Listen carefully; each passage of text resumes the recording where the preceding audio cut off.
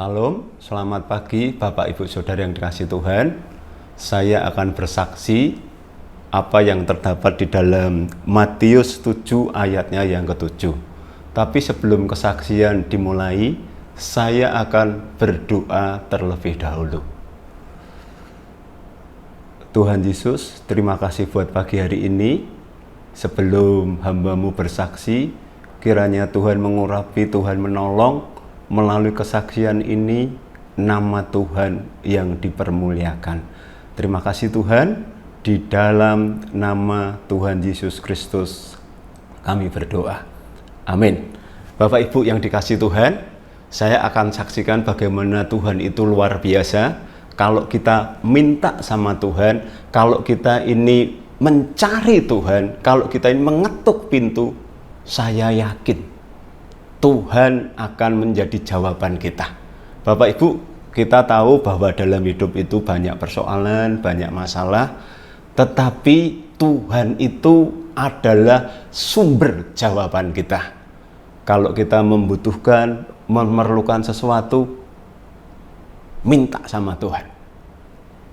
Ya, Bapak Ibu, saya akan saksikan beberapa minggu yang lalu, saya ada jemaat yang sakit, dibawa ke dokter karena sakitnya sangat parah, dia ke dokter. Setelah dibawa ke dokter, ternyata sama dokter dikasih rujukan untuk mondok di rumah sakit. Setelah itu dia mondok di rumah sakit selama 7 hari. Karena di sana diperiksa tidak ada hasil yang maksimal, dan karena alatnya juga tidak lengkap di rumah sakit, itu dia pulang. Sampai di rumah, dia tidak bisa apa-apa. Jalan tidak bisa, ngomong saja pelan. Kalau mau ke kamar mandi harus digotong sama suaminya. Nah, Bapak Ibu, waktu itu saya datang ke sana. Saya besok, saya sama anak saya datang ke sana. Saya ngobrol-ngobrol sebentar, gimana keadaannya. Tidak berubah Pak dari rumah sakit. Saya ngomong, ayo kita kumpul bersama. Semua anak-anak dikumpulkan. Ayo kita berdoa, kita menyembah Tuhan. Di dalam penyembahan ada kuasa Tuhan. Di dalam penyembahan Tuhan datang, Tuhan hadir.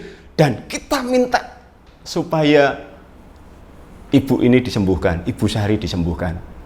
Nah, setelah itu kumpul bersama, kita berdoa, kita menyembah Tuhan, kita memuji Tuhan, kita minta Tuhan, sakit ini saya yakin Engkau sanggup menyembuhkan. Ketika kita menyembah Tuhan, nyembah Tuhan, nyembah Tuhan, puji Tuhan, hadirat Allah turun.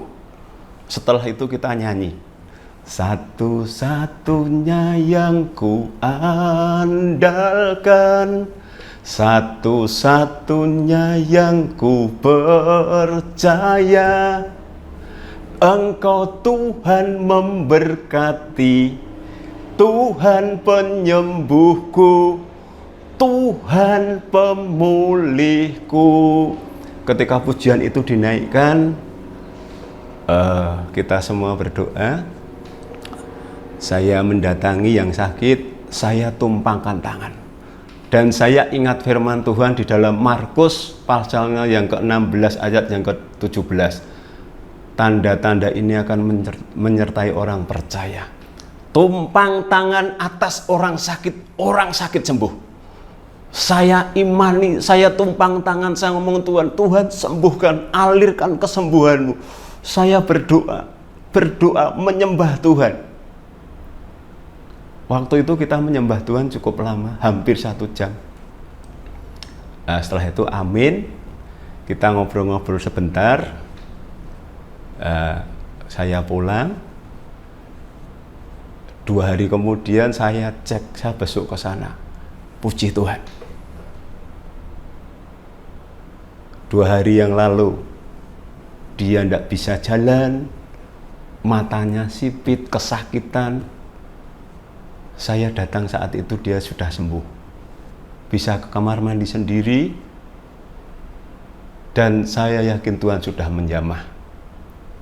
Nah, dari ayat ini, ingat, kalau kita butuh sesuatu, ada keperluan, minta sama Tuhan. Tuhan pasti akan memberi. Kita minta dengan iman, dengan keyakinan, Tuhan akan berikan, sehingga nama Tuhan dipermuliakan. Bapak Ibu, ayo kita datang sama Tuhan apapun yang menjadi masalah kita. Oh iya, satu lagi saya akan bersaksi. Waktu itu ada jemaat yang kerjanya itu di rumah ibadah gitu ya, bukan Kristen, di rumah ibadah. Dia sering masak, dia lakukan ini, bersihkan itu. Waktu saya besok ke sana, anak-anaknya ngomong, "Pak, ini kelihatannya ibu ini kerasukan." Bahkan sampai mau dicarikan orang pintar karena ada anaknya yang tidak percaya kepada Tuhan. Setelah itu ada yang ngomong, "Ibu ini mungkin kena santet." Nah itu waktu itu saya juga datang ke sana, sama. Saya minta sama Tuhan, saya berdoa menyembah Tuhan. Setelah saya menyembah Tuhan, saya dekati, saya doakan. Ketika saya doakan dalam nama Yesus, saya lihat dari tubuhnya itu keluar roh.